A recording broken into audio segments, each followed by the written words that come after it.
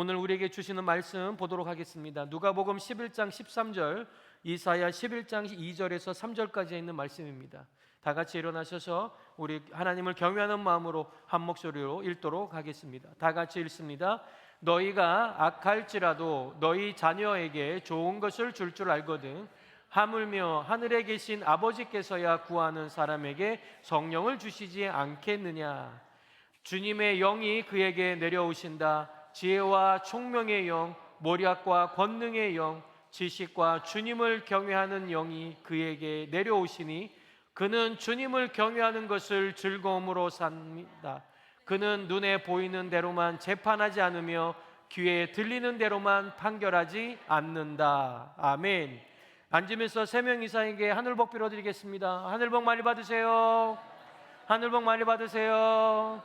하늘복 많이 받으세요. 네. 할렐루야. 네. 광고가 조금 좀 제가 날짜를 좀 잘못 써놔가지고 멘토링은 이번 주 화요일 날 합니다. 그냥 이게 11일이면 다음 주거든요. 근데 이번 주에 8월 4일 날 그리고 계속 화요일마다 하니까 이게 지금 11일로 나와 있어서 4일로 정정합니다. 그리고 오늘 1시 반에 아마 이제 교육이 있잖아요. 교육이 있는데 제가 목사님한테 이제 오시는 분이 목사님이세요. 이제 목사님이신데 그분한테 제가 여쭤봤는데 혹시 오늘이라도 참여할 사람이 있다면 어떻게 합니까? 라고 했더니 일단은 그러면 오늘은 참여하고 온라인으로 3일 안에만 들으면 가능하다.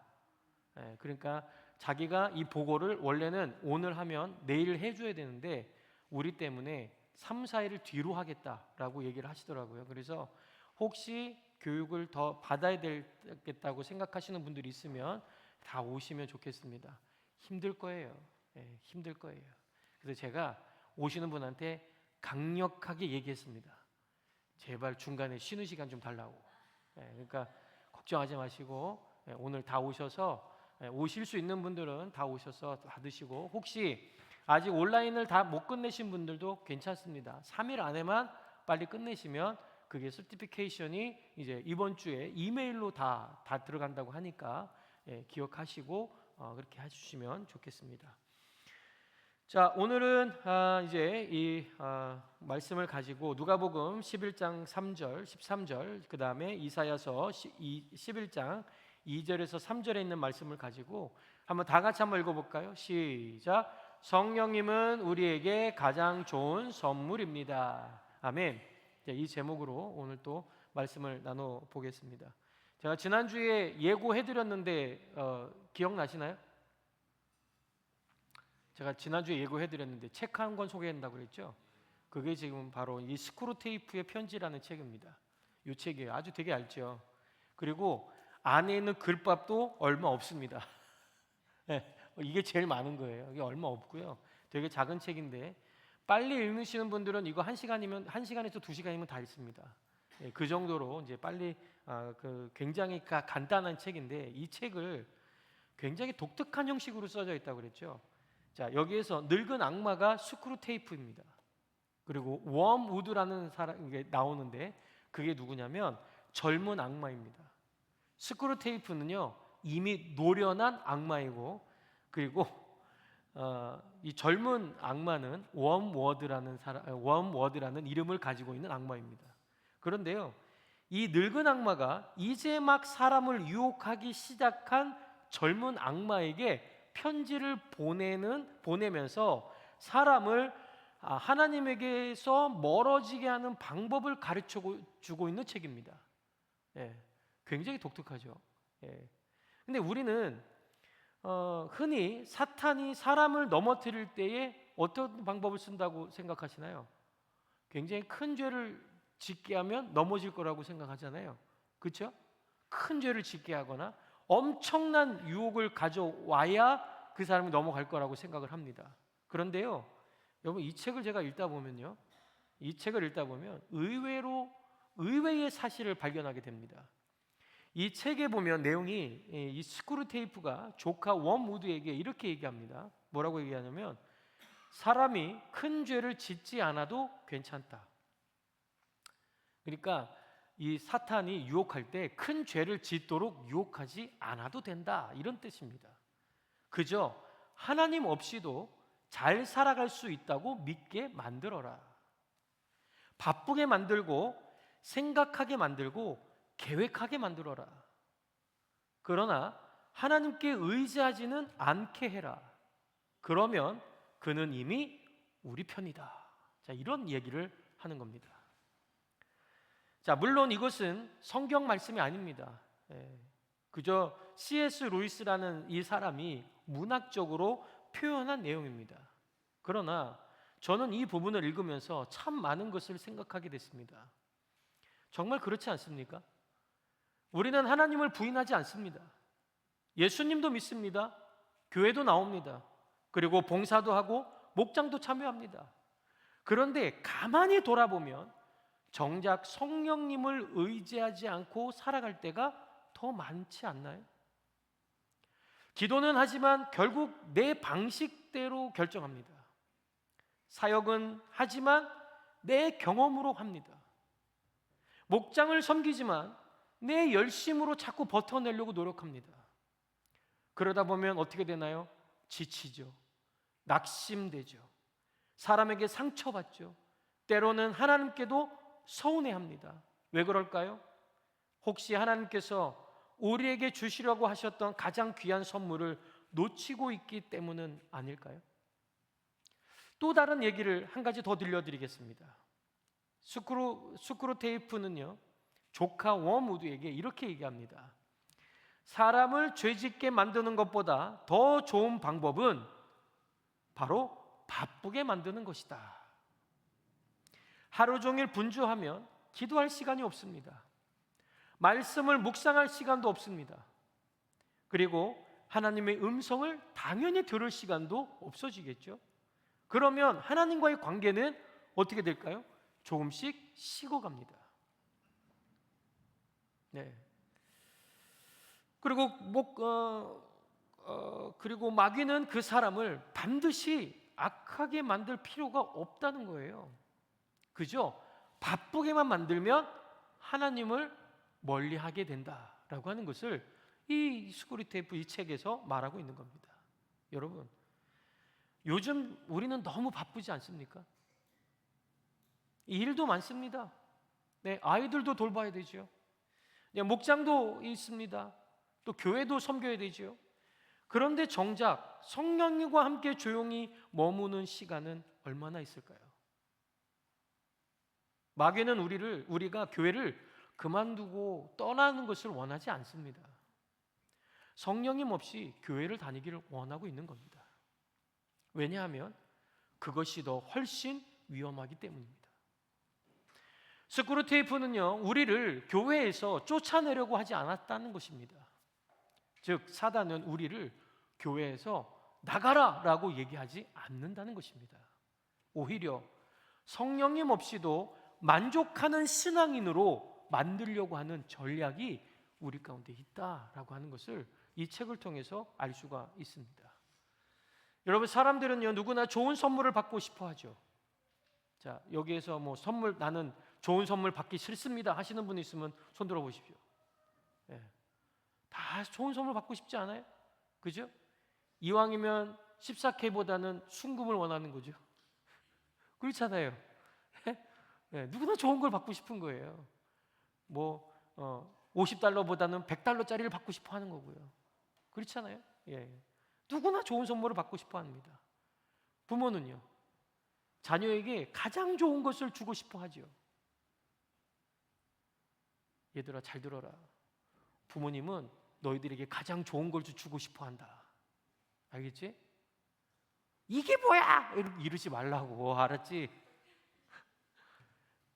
자녀는요, 부모가 주는 선물을 기뻐할 줄 알아야죠. 그런데 가만히 생각해 보면요, 좋은 부모는 단지 좋은 물건만 주는 사람일까요? 아이가 넘어졌을 때 손을 잡아주고, 길을 잃었을 때에 함께 걸어가주고, 두려워할 때에 곁에 있어주는 부모가 가장 좋은 부모가 아닐까요? 결국 사람에게 가장 필요한 것은 무엇이냐면 무엇을 받느냐가 중요한 것이 아니라 누구와 함께 하느냐가 중요한 것입니다. 예수님께서도 이 사실을 우리에게 가르쳐 주셨습니다. 마태복음에는 이렇게 나와 있습니다. 7장 1절에 보면 이렇게 나와 있죠. 너희가 악한 사람이라도 자기 자녀에게 좋은 것을 줄 알거든 하물며 하늘에 계신 너희 아버지께서야 구하는 사람에게 좋은 것을 주시지 않겠느냐. 아멘. 자, 그런데요, 이 같은 내용을 기록한 누가복음에는 다른 표현으로 되어 있습니다. 그것이 바로 오늘 읽었던 말씀입니다. 너희가 악한 사람이라도 자기 자녀에게는 좋은 것을 줄 알거든 하물며 하늘 아버지께서야 구하는 사람에게 성령을 주시지 않겠느냐. 아멘. 자, 여러분 보세요. 마태복음서에서는 좋은 것이라고 표현하고 있습니다. 자, 그런데 누가복음에 그 좋은 것이 무엇인지를 분명하게 말씀하고 있다는 것이에요. 자, 하나님께서 우리에게 주고 싶어 하시는 가장 좋은 선물은 뭐다? 바로 성령님이시다라고 하는 것입니다. 그런데 우리는 이 말을 들으면서도 쉽게 공감하지 못할 때가 많습니다. 좋은 선물이라고 하면 건강과 물질, 형통이나 성공을 우리는 먼저 떠올리기 때문에 그렇습니다. 그러면 좋은 선물이면 내가 좀 더 건강해야 되지, 차라리 건강을 주셨으면 좋겠어요. 예, 차라리 경제적인 어려움을 좀 해결해 주었으면 좋겠어요. 네, 차라리 우리 자녀가 좀 잘 되게 해주시면 좋겠습니다. 예, 이러한 마음을 갖는 것이 우리의 마음이라는 거예요. 물론 하나님께서는 그런 은혜도 베풀어 주시는 하나님을 믿습니다. 할렐루야. 그러나 예수님께서는 그런 것보다 더 귀한 선물이 있다고 우리에게 말씀해 주시는 거예요. 그게 무엇이냐? 바로 성령님이시다라고 하는 것입니다. 왜 그럴까요? 그 이유는 성령님은 우리를 가장 잘 도와주시는 하나님이시기 때문입니다. 우리는 살면서 많은 도움을 받지요. 가족의 도움을 받을 때도 있고요, 친구의 조언을 들을 때도 있습니다.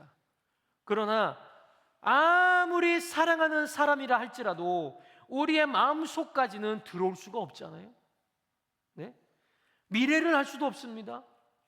그리고 언제나 옳은 길을 알려줄 수도 없어요. 그래서 늘 우리는 그러는 거잖아요. 내가 다른 사람에게 정말 이 사람은 좀 얘기하면 나의 마음을 알아줄 거야 하고 갔는데 어떻게 해요? 내 마음을 알아주기는커녕 내가 원하는 대답도 안 해줘요. 그러면 뭐예요? 실망하는 거예요. 우리는 이걸 뭐라고 그래요? 사람을 의지하는 사람이다 라는 건 얘기하는 거예요. 결국에는 우리는 하나님을 믿고 또 하나님을 의지한다고 하고 우리는 예배도 드리고 목장도 하면서 늘 우리는 뭐예요? 사람을 의지하는 사람이 된다면 성령님이 없이 살아가는 사람이 되는 거예요. 여러분, 성령님이 내 마음 가운데 계시면 어떤 일이 벌어진 줄 아십니까?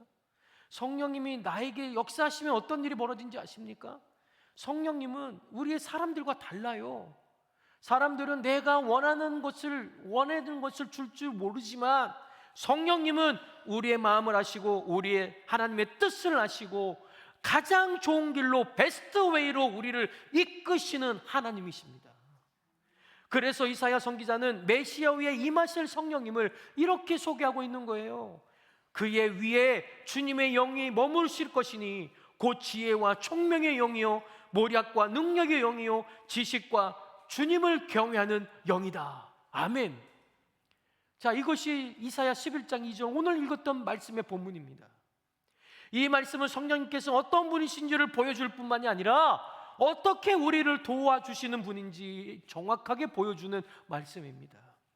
자, 우선 이사야는 성령님을 뭐라고 표현했다고요? 지혜의 영이라고 표현했습니다. 우리는 흔히 지혜와 지식을 같은 것으로 생각을 합니다. 그러나 성경에서 말하는 지혜는 단순히 많은 것을 아는 것이 아닙니다. 하나님의 뜻을 따라 바르게 판단하고 살아갈 수 있는 능력이 바로 지혜입니다. 여러분, 살다 보면 지식이 부족해서 어려움을 겪는 경우보단 어떻게 해야 될지를 몰라서 힘들어하는 경우가 훨씬 더 많습니다. 자녀를 사랑하지만 어떻게 말해야 할지 모를 때가 많이 있잖아요. 나는 사랑한다고 말하고 있는데 이게 아이들한테 엄한 말을 해야 될지 아니면 부드럽고 유순한 말로 해야 될지 이거 우리가 너무 헷갈릴 때가 많아요. 때로는 말을 해줘야 될 타이밍인지 아니면 말을 하지 않고 기다려야 될 타이밍인지 난 잘 모르겠어요. 그런데 우리 사모도 저한테 그러거든요. 어쩔 때는 얘기 안 했으면 좋겠어. 근데 어쩔 때 또 얘기하래요. 이 타이밍을 모르겠는 거예요. 저는 난 모르겠어요. 그런데 또 기가 막힌 게 하지 말라고 하는데 하면 또 우리 아이들이 또 막 이렇게 되고요. 이래서 하지 말라는 건가? 근데 그 타이밍을 난 전혀 모르겠어요. 그런데요, 이게 비단 부모와 자식 간의 관계 속에서만 그럴까요? 부부 사이에서도 그렇잖아요. 한마디를 해야 하는지, 침묵을 해야 하는지, 용서를 구해야 하는지, 기다려야 하는지, 여러분, 결정하기 굉장히 쉽지가 않습니다. 그렇지 않아요? 여러분, 또 목장도 마찬가지예요. VIP를 언제 초청을 해야 될지, 어떤 말씀을 전해야 될지, 특별히 상처받은 목원이 있는 것 같은데 이 상처받은 목원을 어떻게 품어야 할지, 또 어떤 말로 이 사람을 위로해야 될지 늘 고민할 때가 많습니다. 그런데 놀라운 것은 뭔지 아세요? 하나님께서는 우리를 이런 고민 속에 홀로 두지 않으셨다는 것입니다. 결코 우리가 이것 때문에 생각하고 막 어떻게 막 쥐어짜고 이런 시간을 우리에게 허락하지 않으셨다라고 하는 것입니다. 성령님은 지혜의 영으로 우리 가운데 오셔서 하나님의 마음을 알게 하시고 가장 선한 길로 선택하도록 우리를 도와주고 계십니다. 여러분, 솔로몬을 한번 생각해 보세요. 하나님께서는 그에게 무엇이든지 구하라고 하셨죠.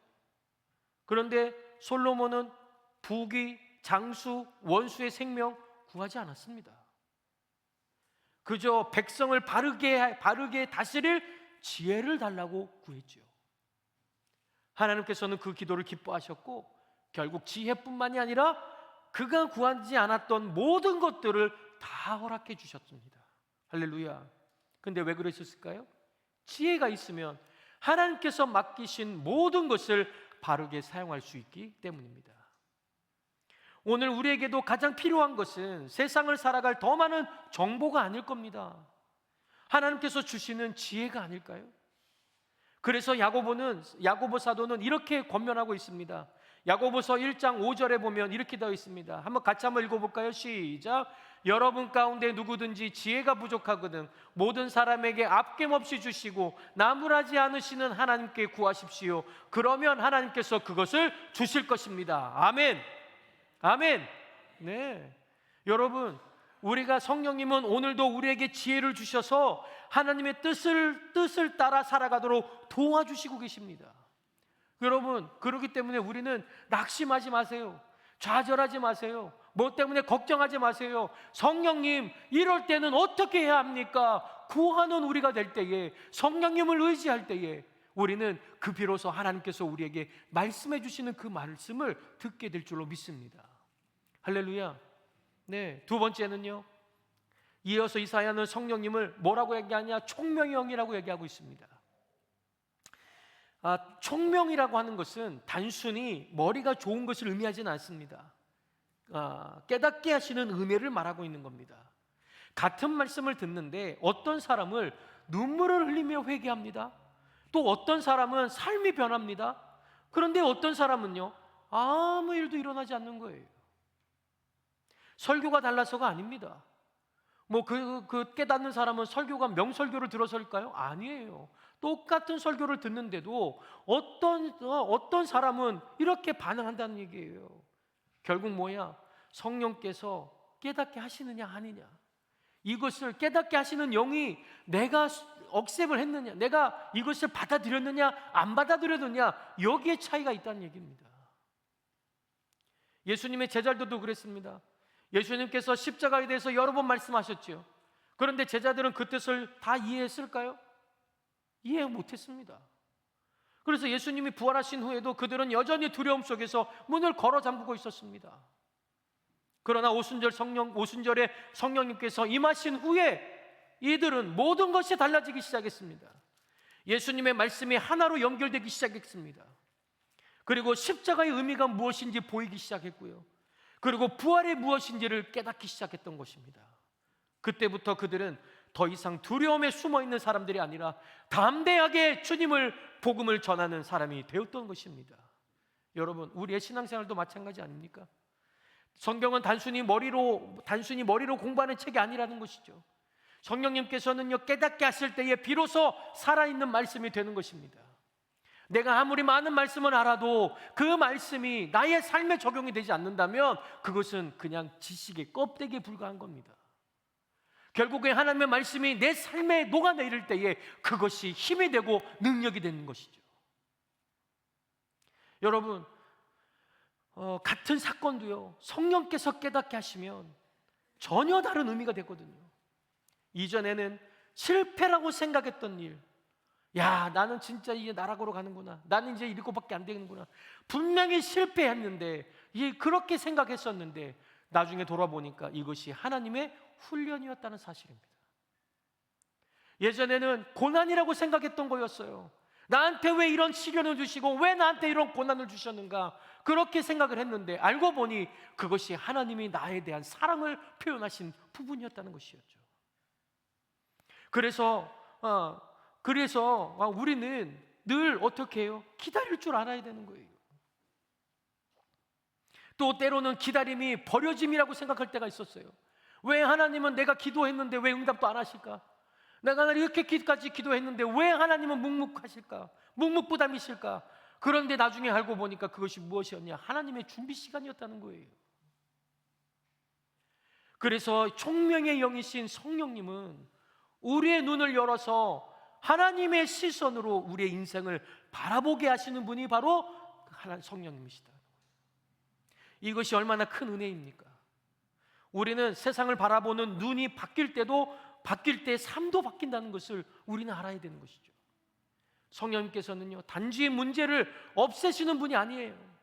문제를 바라보는 우리의 눈을 먼저 바꾸시는 하나님이십니다. 할렐루야. 자, 이어서 이사야는요, 성령님을 모략의 영이라고 소개하고 있습니다. 여러분, 혹시 모략이라는 말을 여러분 들어본 적 있습니까? 모략이라고 하면 이게 좀 기분이 좀 언짢은 말 같은, 그래서 요즘에 이 말을 솔직히 많이 쓰지는 않습니다. 그런데 이 말의 의미를 좀 보면, 쉽게 말씀드리면 이 모략이라는 것은 조언해 주시는 분, 그리고 상담해 주시는 분, 방향을 제시해 주시는 분이라는 뜻을 그 안에 있습니다. 자, 살아가면서 우리는 수없이 선택을 해야 되잖아요. 어떤 직장을 선택해야 될지, 어떤 결정을 내려야 될지, 이 사람을 끝까지 품어야 될지, 지금은 기다려야 될지 말아야 될지, 행동해야 될지 우리는 고민할 때가 많이 있잖아요. 근데 문제는요, 중요한 결정을 내려야 할 때일수록 누구의 말을 들어야 하는지조차 알기 어렵다는 겁니다. 자꾸 누군가의 말을 들은 게 옳을까? 처음에는 이 사람 말이 맞을까? 아닌 것 같아. 그리고 다른 사람 들고 또 듣고 해보면 어떻게 해요? 이게 도대체 누구의 말을 들어야 되지? 왜요? 사람들은 저마다 자기 경험을 얘기하기 때문에 그렇죠. 어떤 사람은 이렇게 하라고 하고, 어떤 사람은 다른 사람은 저렇게 하라고 하고, 그렇게 얘기합니다.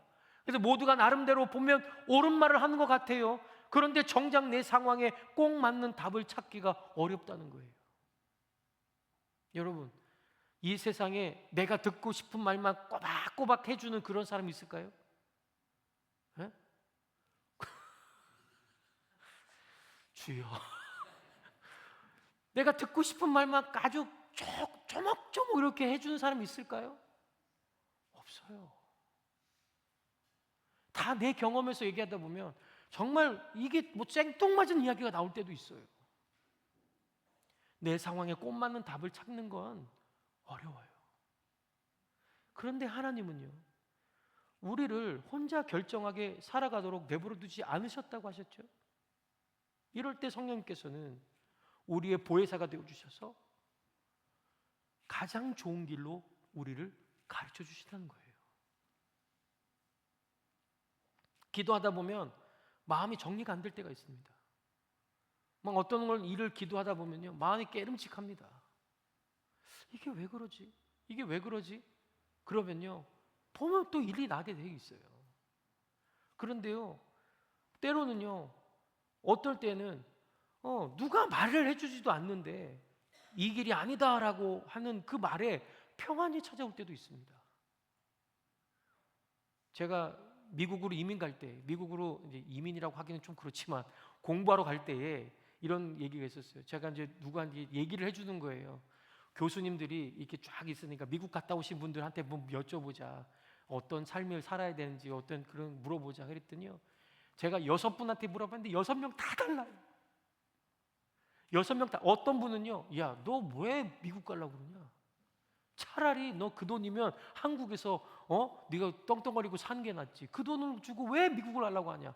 이렇게 부정적인 사람도 있고요. 어떤 사람은요, 너의 발전을 위해서는 반드시 한번 갔다 올 필요가 있다라고 했는데, 제가 결정적으로 결정했던 계기가 뭐였는 줄 아세요? 기도했어요. 하나님, 이게 도대체 무슨 얘기를 들어야 됩니까? 그래서 제가 마지막 한 분만 더 만나보고, 근데 이분에게 하나님이 말씀해 주실 것이 있다면 그분을 통해서 말씀해 주세요라고 얘기했습니다. 그랬는데요, 이분이 저한테 뭐라고 하는지 아세요?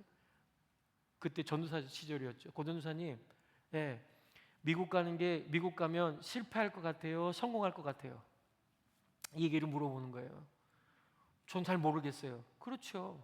그러면 갔다 왔을 때도 이 길이 실패의 길일까요, 성공의 길일까요? 알아요? 몰라요. 저는 몰라요. 그래서 물어보는 건데요. 그러니까요, 하나님은 당신이 미국을 가든 어디를 가든 실패냐 성공이냐를 따져 물으지 않는다는 거예요. 내가 볼 때는 성공이 실패일 수도 있다는 거고요, 하나님이 보실 때에는 내가 실패했는데 그게 성공일 수도 있다는 거예요. 그런데 제가 이 말을 듣고 이제는 들고 간 거죠. 그런데 미국에서의 삶은 어떤 삶이었는지 아십니까? 누가 봐도 실패한 삶이었습니다. 누가 봐도 저렇게 후질그리하게 사느니 차라리 난 돌아가고 말지. 저희를 그렇게 욕했던 사람들은 다 돌아갔습니다. 그런데요, 그런 상황에서도 끝까지 버티고 앉아 있었거든요. 하나님, 도대체 언제 가야 됩니까? 그런데요, 가만히 곰곰이 생각해 보니까 우리 식구가 다 가려면 그 당시에 5,000불이 있으면 비행기 티켓 값아서 갈 수 있는 거예요. 그런데 5,000불이 어디 있어요? 5,000불 있으면 거기서 살지. 5,000불 있으면 거기서 살고 말지. 그 생각이 확 드는 거예요. 그래서 하나님, 돈 주세요. 돈 주세요 했는데 진짜 하나님은 돈은 안 주세요. 먹을 것만 냅다 갖다 주시지. 굶지는 않더라고요. 그냥 그걸 경험한 거예요. 그러면서 어떤 줄 아십니까? 제가 거기에서 진짜 하나님을 만나게 된 거예요. 진짜 주님을 경험하게 된 거예요. 다른 사람이 저를 볼 때는 너는 실패한 인생이야 라고 하는 그 순간 저는 하나님을 진짜 찐으로 만나게 된 거예요. 내가 이랬구나. 정말 내 인생은 이랬구나. 나는 찐으로 하나님을 만난 적이 없었구나 라고 하는 것을 그제서야 깨닫게 된 거예요. 그리고 나서요, 하나님이 미국에서 저를 빼내시더라고요. 그리고 한국에서 있게 하시고 결국엔 저를 또 이곳에 보내주셨잖아요. 여러분, 우리가 실패했다고 생각해도 하나님이 보실 때는 그것이 성공의 길이 될 수도 있다는 것을 기억하시기 바랍니다. 그래서 여러분, 성령의 인도하심 따라 살아가는 것, 이게 그렇게 중요한 거예요. 성령님은 우리의 삶을 대신 살아주시는 분이 아니에요. 그러나 우리에게 하나님의 뜻을 따라 선택하도록 가장 가까이에서 도와주시는 분이라는 거예요. 하나님은 선택자일까요? 아니요. 선택은 누가 해요? 내가 하는 거예요. 하나님은 이렇게 가면 좋겠다라고 말씀해 주실 분이지 그 선택은 누가 하는 거라고요? 내가 하는 거예요. 그런데 그 선택을 하려면 뭐가 있어야 돼요? 힘이 있어야 되잖아요. 그래서 그 다음에 이사야가 말하는 것이 바로 능력의 영이다 라고 얘기하는 거예요. 성령은 뭐다? 능력의 영이다. 개정개혁에서는요, 재능의 영이라고 번역하기도 했지만 표준세 번역에는 능력의 영이라고 번역하고 있습니다. 생각해보면 여러분, 설계도가 아무리 훌륭해도 집이 저절로 지어집니까?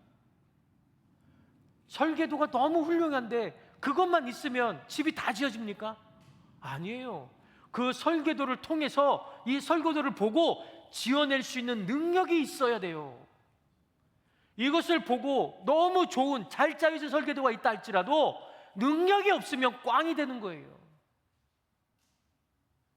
우리 건축하시는 분 여기 몇 분 계시잖아요. 예? 건축에 종사하시는 분들, 내가 아무리 내가 지금 뭐 타일을 잘한다고 하더라도요, 내가 정말 이걸 기가 막히게 짜놨다 하더라도 능력이 없으면 꽝인 거예요. 제가 누구한테 들었어요. 그때 들었는데 1mm 차이가 나중에는 이만큼 차이가 난대요. 1mm 별로 안 되잖아요. 근데 그 1mm가 나중에 이만큼 차이 나는 거예요. 이게 능력이에요. 성령님이 바로 이러한 분이다라고 얘기하시는 거예요.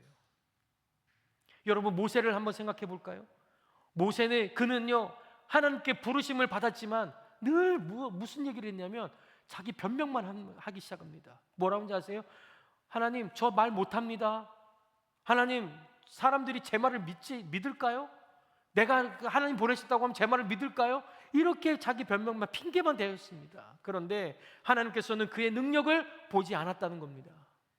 그가 어떤 능력을 가지고 있는지 그걸 보지 않은 거예요. 하나님의 영이 함께 하실 때에 모세는 어떻게 됐어요? 이스라엘을 이끄는 지도자가 된 거예요. 사도 바울도 마찬가지죠. 그는 자신의 약함 때문에 하나님께 여러 번 기도했습니다. 그러나 하나님께서는 이렇게 말씀하셨습니다. 뭐라고요? 내 은혜가 내게 충분하다. 내 능력은 약한 데서 완전하게 된다. 아멘. 아멘. 한번 고린도후서 12장 9절 한번 읽어볼까요? 시작. 그러나 주님께서는 내게 말씀하셨습니다. 내 은혜가 내게 충분하다. 나의 능력은 약한 데서 완전하게 된다. 그러므로 나는 더욱더 기쁜 마음으로 나의 약한 점들을 자랑하려고 합니다. 그것은 그리스도의 능력이 내게 머물게 하려는 것입니다. 아멘. 여러분들 능력 없어도 돼요. 여러분들은 아무것도 못해도 된단 말이에요. 누구만 붙들면 돼요. 성령 하나님만 붙들면 우리에게 능력을 주신다는 얘기예요. 해낼 수 있는 능력을 주신다는 말입니다. 그런데 우리는요, 자신의 부족함 때문에 자꾸 사명을 포기하려고 할 때가 많습니다. 이런 말이죠. 나는 말을 잘 못합니다. 나는 아는 것이 부족합니다. 나는 성격도 소심합니다. 나는 움직일 수 없어요. 나는 건강하지도 않아요. 나는 지금 너무 연약해요. 아니요, 하나님은 완벽한 사람을 찾는 것이 아니에요. 그러한 여러분들을 찾아내는 거예요. 내가 지금 건강하지 않아요. 건강하지 않았기 때문에 하나님께 나아갑니다 라고 했을 때에 하나님은 그래, 너에게 필요한 것은 건강이니 내가 건강을 줄게. 이게 우리 하나님이시라는 얘기예요. 너 말을 잘 못하니? 내가 말을 잘할 수 있는 능력을 너한테 줄게. 아니, 사람을 붙여줄게 하고 모세에게 아론을 붙여주시잖아요. 우리는 무엇이 안 되는 거예요? 성령님을 의지가 안 되는 거예요. 성령님을 의지할 때에 우리는 모든 것이 다 가능한 거예요. 나 혼자서는 아무것도 안 되지만 내게 능력 주신 자 안에서 내가 모든 것을 할 수 있습니다. 아멘. 이 고백이 우리의 고백이라면 하나님의 능력을 구하셔야지요. 내 능력, 내 뜻대로 살다 보니까 결국에는 아무것도 할 수 없는 게 되는 거죠. 여러분, 우리도 그렇지 않아요? 여러분, 목자 목녀님도 한번 보세요. 여러분, 목자 목녀들이 원래 사람을 변화시킨 능력이 있을까요? 여러분, 우리 목자 목녀가 되면 사람을 다 바꿔요? 못 바꿔요. 내 자식도 못 바꾸는데 못 바꿔요. 그런데 목자가 할 수 있는 거, 목녀가 할 수 있는 게 뭐예요? 그냥 뜨겁게 사랑하는 거 아니에요? 뜨겁게 기도해 주는 거 아니에요? 하나님, 저 영혼 너무 불쌍합니다. 오면은 버선발로 뛰어가서 안아주고, 이것밖에 우리가 할 수 있는 게 없잖아요. 우리가 무엇을 할 수 있어요? 저 사람을 바꿀 수 있을까요? 그 사람의 생각을 바꿔요? 그 사람의 삶의 태도를 바꿔요? 못 바꿔요. 우리는 못 바꾼단 말이에요. 그런데 왜 우리가 바꾸려고 하죠? 성령님의 의지가 안 되니까. 성령님을 의지하는 순간 나의 연약함을 발견하기 시작하는 거예요. 여러분, 우리는 그래서 뭐 하는 거예요? 목자 목녀가 끝까지 사랑해 주는 거예요. 끝까지 기도해 주는 거예요. 때로는 기다려 주는 거예요. 막 속에서 울분이 나오죠. 뭐 이놈 새끼야, 막 교회 나온다고 그랬다 안 나온다고 그랬다, 딱 분명히 나온다고 그랬는데 오늘 또 안 나와. 이놈 새끼 왜 안 나와? 여기서 막 울부락불그락 이러는데요. 그러면서도 끝까지 주여, 주여 참고 견디는데 나중에 여기가 나와서 간증할 때 나를 이렇게 붙잡아 주신 분이 목자 목님이셨습니다. 그동안 너무 감사했습니다. 이런 눈물 하면 이런 한마디 하면 눈물이 줄줄 나죠. 처음에 VIP일 때는 그렇게 속을 새기는 거예요. 야, 이번 주에 목장 가겠습니다. 그랬더니 목장이 안 와요. 그리고 한 몇 주간 잠수 타요. 그리고 나서 나중에 잠수를 타고 나서 나중에 갑자기 또 전화가 와요. 아, 제가 무슨 일이 있어서 그래. 그러면 전화를 해야 될 거 아니야. 그게 내 말이죠. 그런데 그 말을 싹힙니다. 그리고 어떻게 해요? 그래, 계속 기도하고 있었어. 이번 주에 올 거지. 꼭 갈게요. 그런데 또 안 와요. 이걸 몇 번 반복하고 몇 번 이렇게 하다 보면요, 나중에는 전화 와도요 신뢰가 안 돼요. 그러면 왜 또 안 오려고? 이건 내 마음이에요. 그런데도 우리는 또 전화 오면 뭐라고 그래요? 이번 주도 올 거지? 또 올 거지? 또 이러고 앉아 있는 거예요. 나중에 보면요, 내가 지금 뭐 하고 있나? 이 속도 없고 배알도 없는 내가 지금 뭐 하고 앉아 있나? 이러고 있다니까요. 그런데도요, 그 VIP가 갑자기 이번 주에 못 나갈 것 같아요 그랬는데 갑자기 나왔어요. 그럼 어떻게 해요? 버선발 들고 그냥 뛰어나가는 거예요. 이게 목자 목녀 아니에요. 이 여러분들 아니에요. 자, 우리는 그렇게 사는 거예요. 살다 보니까 누가 바꾸어 주세요? 성령님이 바꿔주시는 거예요.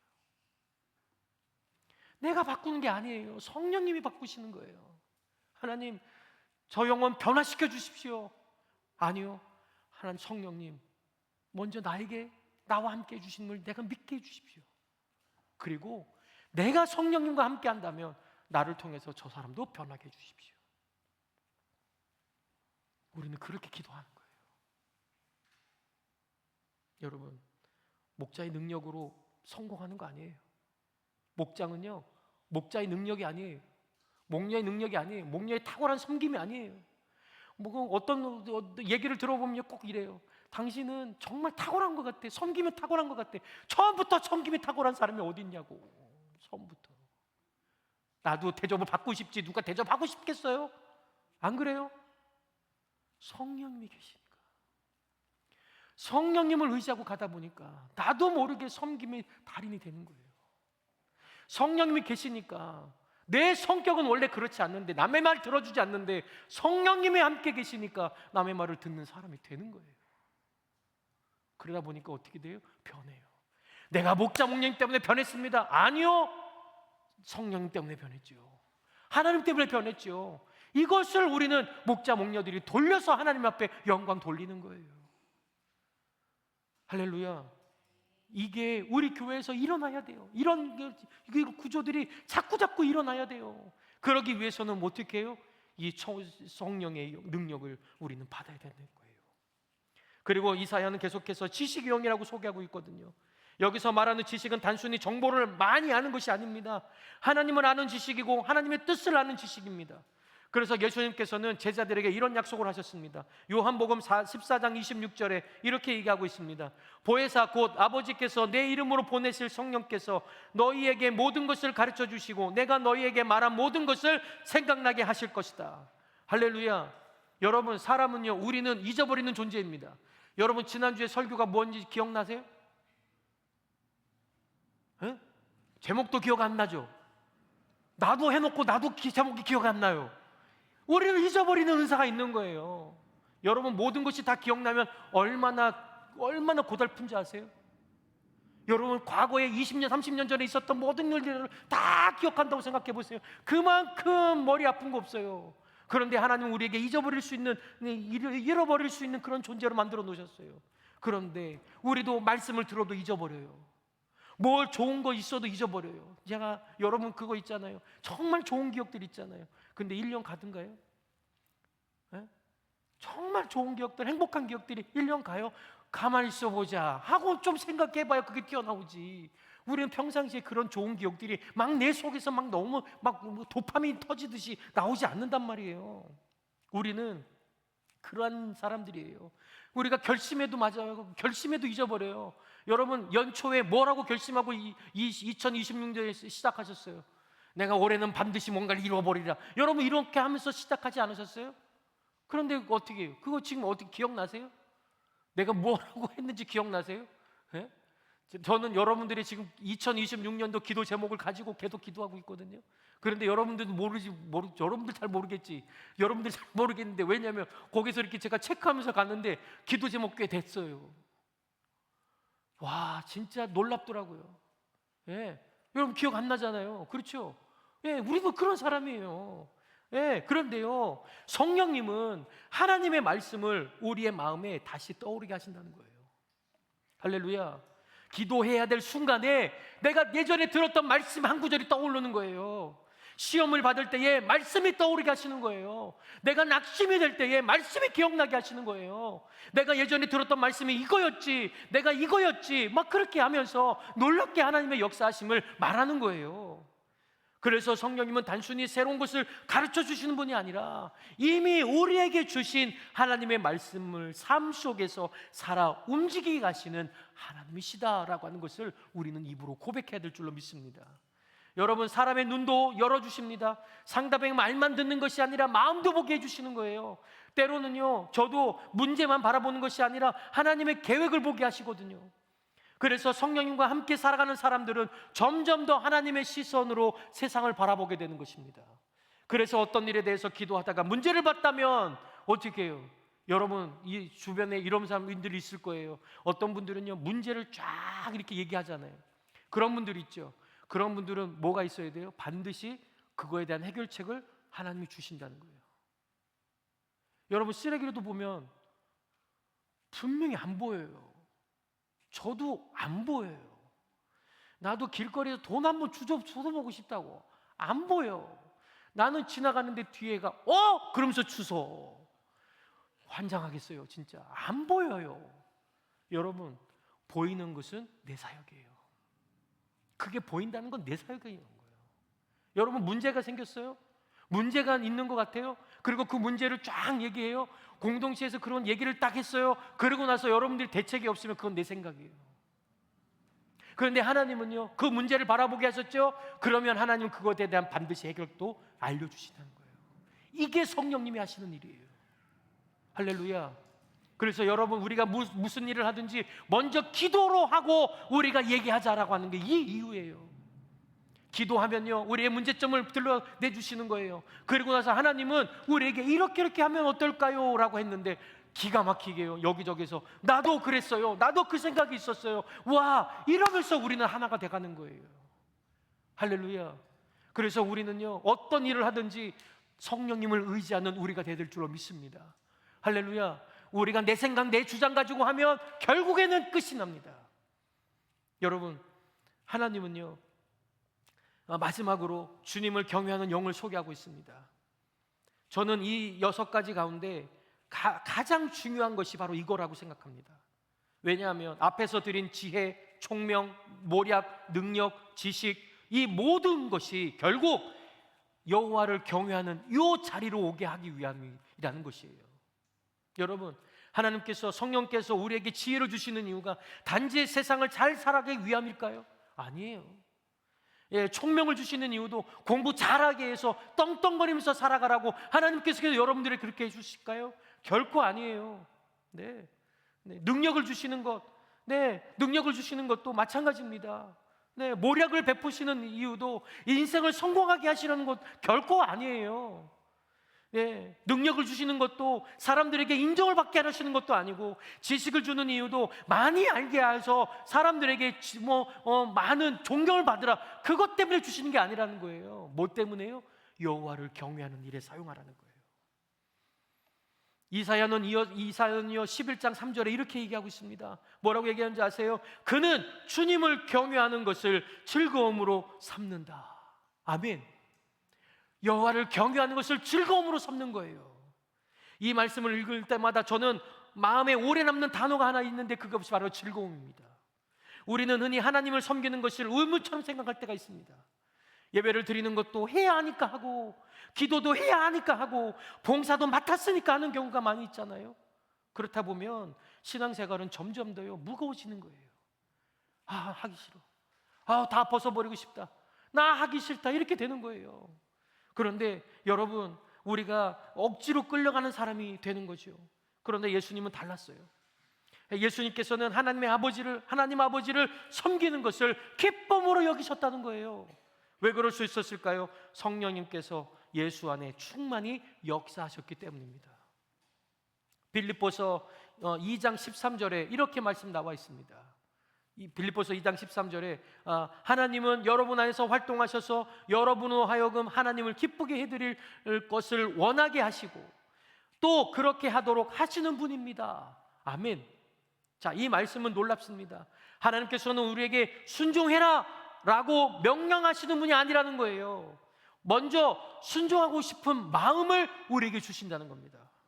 그리고 먼저 하나님을 기쁘시게 하고 소원을 심어주시는 분이 바로 성령님이십니다. 그리고 그 일을 감당할 힘까지 주십니다.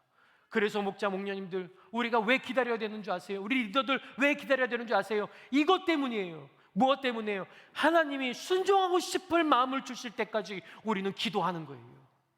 우리가 어떤 한 사람이 하나님을 기쁘시게 하고 싶은 소원이 있을 때까지 우리는 계속 기도하는 거예요. 그러면 하나님이 그 타이밍을 통해서 성령님이 역사하시는 타이밍을 우리는 보게 될 줄로 믿습니다. 사랑하는 성도 여러분, 이제 우리는 왜 예수님께서 성령님을 가장 좋은 선물이라고 말씀하시는지 이제 조금 알 것 같습니다. 성령님은 우리에게 무엇인가를 하나씩 하나씩 주시는 분일까요? 아니에요. 성령님은 자신이 하나님의 가장 큰 선물이라는 것을 우리에게 말씀해 주고 있습니다. 여러분, 우리가 길을 잃었어요? 그러면 지혜를 주시는 거예요. 하나님, 내가 어떻게 가야 될지 몰라요. 하나님 가르쳐 주세요. 성령님 의지합니다 했을 때에 하나님이 내가 갈 길을 가르쳐 주시는 거예요. 무엇이 하나님의 뜻인지 모를 때는 깨닫게 해주시는 겁니다. 선택의 갈림길에서 나에게 가장 좋은 길이 무엇인 길인지 하나님은 그 길을 우리에게 알려주시는 것이죠. 감당할 힘이 없습니까? 능력을 더해 주십니다. 말씀을 잊어버릴 때는 다시 생각하게 하시고요. 그리고 무엇보다도 하나님을 사랑하는 마음을 부어주시고, 그러니 성령님이 계시면 우리의 삶은 달라질 수밖에 없습니다. 그래서 저는 이렇게 고백할 수밖에 없는 거예요. 성령님은 하나님의 가장 좋은 선물입니다. 아멘. 우리 한번 같이 한번 해볼까요? 성령님은, 따라서 해봅시다. 성령님은 하나님의 가장 좋은 선물입니다. 아멘. 우리는 흔히 하나님께 선물 달라고 기도하시죠. 건강 달라고, 형통 달라고, 문제를 해결 달라고. 물론 그 기도도 필요합니다.